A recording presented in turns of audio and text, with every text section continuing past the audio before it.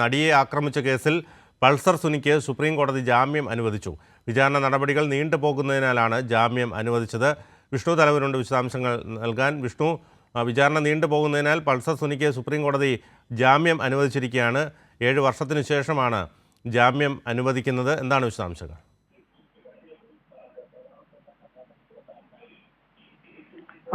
അല്പം മുന്നെയാണ് ഈ നടിയെ ആക്രമിച്ച കേസിൽ പൾസർ സുനിക്ക് സുപ്രീം കോടതി ജാമ്യം നൽകിയിരിക്കുന്നത്. 7 വർഷത്തിന് ശേഷമാണ് പൾസർ സുനിക്ക് ജാമ്യം ലഭിച്ചിരിക്കുന്നത്. അതോടൊപ്പം തന്നെ വിചാരണ നീണ്ടുപോകുന്ന ഒരു സാഹചര്യത്തിലാണ് സുപ്രീം കോടതി ജാമ്യം അനുവദിച്ചിരിക്കുന്നത്. ഈ ജാമ്യം അനുവദിക്കുമ്പോൾ കർശന ഉപാധികൾ കൂടി സുപ്രീം കോടതി മുന്നോട്ട് വെക്കുന്നുണ്ട്. അതോടൊപ്പം തന്നെ ഈ എന്തൊക്കെ തരത്തിലുള്ള ഉപാധികൾ, ഈ കർശന ഉപാധികൾ വേണമെന്ന കാര്യത്തിൽ വിചാരണ കോടതിയായിരിക്കും തീരുമാനം കൈക്കൊള്ളുക. ഈ ഉപാധികളുടെ കാര്യത്തിൽ വിചാരണ കോടതിയെ സമീപിക്കണം എന്നതാണ് സുപ്രീം കോടതി ഇപ്പോൾ ഒരു നിർദ്ദേശം നൽകിയിരിക്കുന്നത്. അതോടൊപ്പം തന്നെ ഈ 7 വർഷത്തിന് ശേഷം പൾസർ സുനിക്ക് ജാമ്യം ലഭിക്കുമ്പോൾ കഴിഞ്ഞ ദിവസം സംസ്ഥാന സർക്കാർ പൾസർ സുനിക്ക് ജാമ്യം നൽകരുത് എന്ന് സുപ്രീം കോടതിയിൽ പറഞ്ഞിരുന്നു. കാരണം പൾസർ സുനി ജാമ്യത്തിൽ ഇറങ്ങിക്കഴിഞ്ഞാൽ സാക്ഷികളെ ഭീഷണിപ്പെടുത്താനുള്ള സാധ്യതയുണ്ട്. അതോടൊപ്പം തന്നെ ഇരയെയും ഇത്തരത്തിൽ ഭീഷണിപ്പെടുത്താനുള്ള സാഹചര്യമൊക്കെ നിലനിൽക്കുന്നുണ്ട് എന്നതാണ് സംസ്ഥാന സർക്കാർ കഴിഞ്ഞ ദിവസം സുപ്രീം കോടതിയിൽ നൽകിയ സത്യവാങ്മൂലത്തിൽ പറഞ്ഞിരുന്നത്. ഈ അക്രമത്തിന്റെ ദൃശ്യങ്ങളൊക്കെ കാണിച്ചുകൊണ്ട് പ്രചരിപ്പിക്കുമെന്ന് പറഞ്ഞുകൊണ്ട് ഭീഷണിപ്പെടുത്താനുള്ള സാധ്യതകൾ നിലനിൽക്കുന്നു. അതുകൊണ്ട് പൾസർ സുനിക്ക് ജാമ്യം നൽകരുത് എന്നൊരു കാര്യമാണ് സംസ്ഥാന സർക്കാർ കഴിഞ്ഞ ദിവസം നൽകിയ സത്യവാങ്മൂലത്തിലും പറഞ്ഞത്. പക്ഷേ സുപ്രീം കോടതി ഈ ഒരു വിചാരണ നീണ്ടുപോകുന്ന ഒരു സാഹചര്യത്തിൽ 7 വർഷമായി പൾസർ സുനി ഇത്തരത്തിൽ ജയിലിൽ കിടക്കുകയാണ്. അതുകൊണ്ട് തന്നെയാണ് ഒരു ജാമ്യം അനുവദിച്ചിരിക്കുന്നത്. വിഷ്ണു, ഇതിൽ പ്രധാനപ്പെട്ട ഒരു കാര്യം, നടിയെ ആക്രമിച്ച കേസിലെ പ്രതി പൾസർ സുനിക്ക് ഈ ഹൈക്കോടതി വിധിച്ച പിഴ സുപ്രീം കോടതി സ്റ്റേ ചെയ്യുന്ന സാഹചര്യം നേരത്തെ ഉണ്ടായി. ആവർത്തിച്ച് ജാമ്യാപേക്ഷ നൽകിയതിനായിരുന്നു പൾസർ സുനിക്ക് ഹൈക്കോടതി പിഴ വിധിച്ചിരുന്നത്. ഇപ്പോൾ വിഷ്ണു സൂചിപ്പിച്ചതുപോലെ തന്നെ സംസ്ഥാന സർക്കാർ അല്ലെങ്കിൽ ഇതുമായി ബന്ധപ്പെട്ട് സാക്ഷികളെ സ്വാധീനിക്കാൻ ഉള്ള സാധ്യത, ഭീഷണിപ്പെടുത്താനുള്ള സാധ്യത, ഇതെല്ലാം ചൂണ്ടിക്കാട്ടിയാണ് അത്തരത്തിലൊരു നിലപാടെടുത്തത്. ഇപ്പോൾ 7.5 വർഷത്തിന് ശേഷം സുപ്രീം കോടതി ജാമ്യം അനുവദിച്ചിരിക്കുന്നു. അതോടൊപ്പം തന്നെ ഹൈക്കോടതി വിധിച്ച പിഴ സുപ്രീം കോടതി സ്റ്റേ ചെയ്യുന്ന സാഹചര്യം.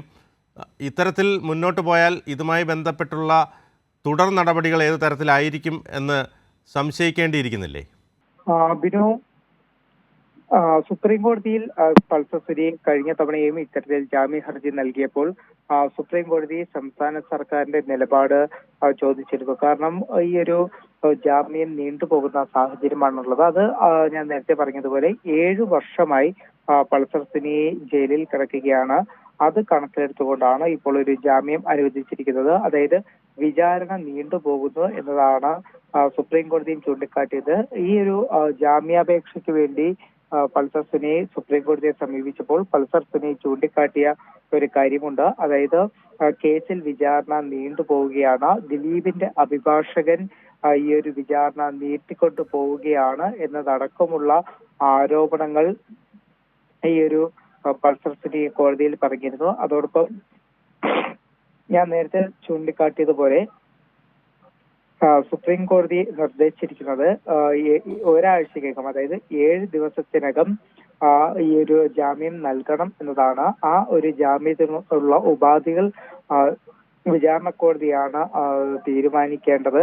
ആ വിചാരണ കോടതി ഒരാഴ്ചക്കകം ജാമ്യ വ്യവസ്ഥകളൊക്കെ തന്നെ ഏർപ്പെടുത്തിക്കൊണ്ട് അത്തരത്തിൽ ജാമ്യം നൽകണം എന്നതാണ്.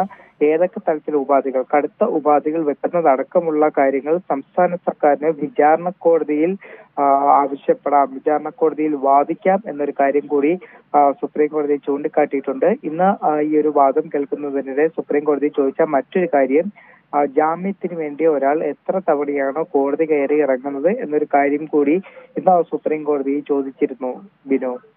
അതായത് വിഷ്ണു, ഈ ഇത്തരത്തിൽ ആവർത്തിച്ച് ജാമ്യത്തിനായി സമീപിക്കുന്നതിൻ്റെ ഭാഗമായിട്ടാണ് 25,000 രൂപ പിഴ വിധിച്ചിരുന്നത്. എന്നാൽ ആ പിഴയും സുപ്രീം കോടതി സ്റ്റേ ചെയ്യുന്ന സാഹചര്യം ഉണ്ടായി. അതോടൊപ്പം തന്നെ ജാമ്യാപേക്ഷ ആദ്യം ഓഗസ്റ്റ് 27-ന് പരിഗണിക്കാമെന്ന് വ്യക്തമാക്കിയിരുന്നു. ഈ പൾസർ സുനിക്ക് വേണ്ടി അഭിഭാഷകരായ കെ പരമേശ്വർ, ശ്രീറാം പറക്കാട് എന്നിവരാണ് സുപ്രീം കോടതിയിൽ ഹാജരായത്. സ്വാഭാവികമായും സംസ്ഥാന സർക്കാർ വാദം അനുസരിച്ച് ഇത്തരത്തിൽ ജാമ്യം നൽകുന്നത് വഴി പ്രതി സ്വാധീനിക്കാനുള്ള ഇതുമായി ബന്ധപ്പെട്ടുള്ള സാക്ഷികളെ അടക്കം സ്വാധീനിക്കാനുള്ള സാഹചര്യം, അതോടൊപ്പം തന്നെ പ്രതിയുടെ ക്രിമിനൽ പശ്ചാത്തലം ഇതൊക്കെ കണക്കിലെടുത്ത് ഇത്തരത്തിലൊരു ജാമ്യം നൽകുന്നതിലൂടെ ഇനി വരുന്ന വിചാരണ നടപടികൾ അതിലേക്ക് ഒരു സുതാര്യതയോടെ എത്താൻ കഴിയുമെന്ന് പ്രതീക്ഷിക്കാമോ? അതാണ് ഞാൻ ചോദിച്ചത്. അതിന് തീർച്ചയായിട്ടും അത്തരത്തിലുള്ള വിഷയങ്ങളുണ്ടാകും. കാരണം പൾസർ സുനി ഈ കേസിലെ ഒന്നാം പ്രതിയാണ്. ഈ ഒന്നാം പ്രതി ജാമ്യം ലഭിച്ച് പുറത്തിറങ്ങി കഴിയുമ്പോൾ സാക്ഷികളെ സ്വാധീനിക്കാനുള്ള സാധ്യതകൾ നിലനിൽക്കുന്നുണ്ട്. അപ്പോൾ അത്തരത്തിലുള്ള സംശയങ്ങൾ സ്വാഭാവികമായിട്ടും ഉണ്ടാകും. അതുകൊണ്ട് തന്നെയാണ് സുപ്രീം കോടതി വ്യക്തമാക്കുന്നത് കടുത്ത ഉപാധികൾക്ക് വേണ്ടി സംസ്ഥാന സർക്കാരിന് വിചാരണ കോടതിയിൽ വാദിക്കാം എന്നതാണ് സുപ്രീം കോടതി പറഞ്ഞത്. കാരണം സംസ്ഥാന സർക്കാർ തന്നെ കൃത്യമായി കഴിഞ്ഞ ദിവസം നൽകിയ സത്യവാങ്മൂലത്തിൽ പറഞ്ഞിരുന്നത് പൾസർ സുനിക്ക് വ്യക്തമാണ്. നടിയെ ആക്രമിച്ച കേസിൽ പൾസർ സുനിക്ക് സുപ്രീം കോടതി ജാമ്യം അനുവദിച്ചു. വിചാരണ നടപടികൾ നീണ്ടുപോകുന്നതിനാണ് ജാമ്യം അനുവദിച്ചത്. വിശദാംശങ്ങളാണ് വിഷ്ണു തലവൂർ നൽകിക്കൊണ്ടിരുന്നത്.